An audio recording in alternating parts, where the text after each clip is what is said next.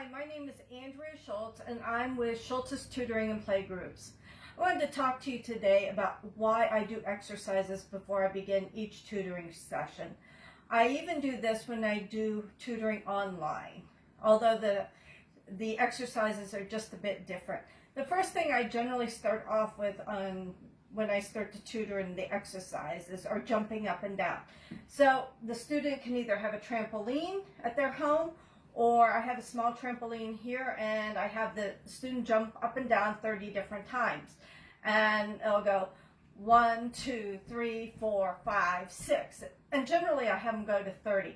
But sometimes I want to work on maybe counting by twos. So then each jump I have the student count by twos, and I'll go 2, 4, 6, 8, 10, and there we go to 60. Or they can count by fives, or they can count by tens. The next thing I generally have them do is something I call the elephant. And the elephant goes like this. I'm having my right ear placed on my right shoulder, and I'm going to make 8s. And the 8 I'm going to bend down a little bit so you can see it. So we're going to make a big 8. 1, 2, 3, 4, and then I'll do 8 of those, and then I'll change, and we'll go 1, 2, 3, and we'll do another 8, and then last but not least, with the elephant, we'll do with 2 hands together, and I still put my ear on my right shoulder, and I'm going 1, 2, 3, and I do another 3 of those.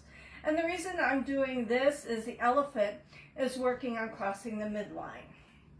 The next thing I do with crossing the midline is I take my right hand and I touch my left knee, and then my left hand and touch my right knee.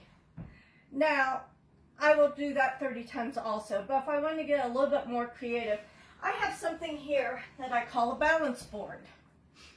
And I will stand on my balance board and do that with the students. And all of the exercises I'm doing with the students together. It looks like I need to move my balance board over a little bit. There we are. You can either buy a balance board or you can make one. This is, now, you're not going to lift your knee high when you're doing the right hand to left knee, because that could be very dangerous on a balance board. So I go right hand, left knee, left hand, right knee, right hand, left knee, left hand, right knee. Okay, now we get to more fun stuff. I will do this one also on my balance board. And here I'm working both sides of the body together. When I'm on my balance board, I'm trying to keep it parallel to the ground, not going down this way, not going up this way. So here we go. Clap, out, up, down. Clap, out, up, down. And we do that 10 to 15 times. Now, this is the one that my kids really like. I start off, this is tracking with the eyes. So you can either do it, I like doing it both ways, but when you're doing it with the student on video chat, he's going to have to do it himself. So this would be, if he has a second person, the person is throwing it to him, he's catching it. And eventually it will be the person throwing it will say catch with the right hand, throw with the left, or catch with the left hand, throw with the right. But you start out whichever the child is comfortable with. Now, with like this, we're starting off with just throwing it up and having his eyes track it with throwing. And then I might get a little bit more creative. I throw it up, catch with the other hand, throw it up, catch with the other hand, throw it up, catch with the other hand. Another one, throw it up, clap, clap, clap. And then to get really creative, I have 2 balls. But this takes a while when you get to 2. Throw it up, throw it over, throw it up, throw it over, throw it up, throw it over. Notice I'm still on my balance board. And this, remember, is working on your eye, the student's eye tracking. There, I'm going to put the balls down. And you can do different weight things. You can do handkerchiefs, stirring it up. Some of my kids use little stuffed animals. Some use different size balls. Now, once we're done with all these exercises, I have the student get down and crawl around.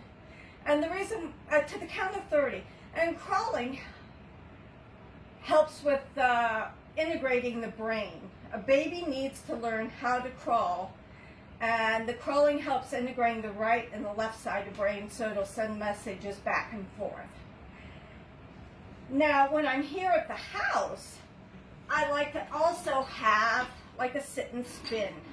The sit and spin helps registration of the sensory input and produces GABA, which are neurotransmitters that helps turn down the volume so they're not quite as wild. This is one here that I really like, and it's called a dizzy disc. And I use this all the time in my obstacle courses. This one goes up to 175 pounds.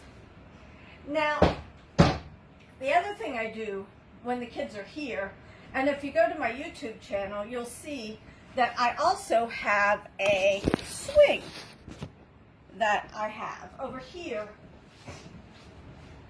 which is a very calming thing. So I bring my swing out and the student gets to swing.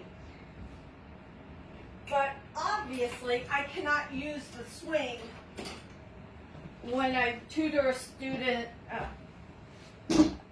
remotely. Well, that's all for today. I hope you enjoyed this short video. Hope everybody has a nice day, and goodbye.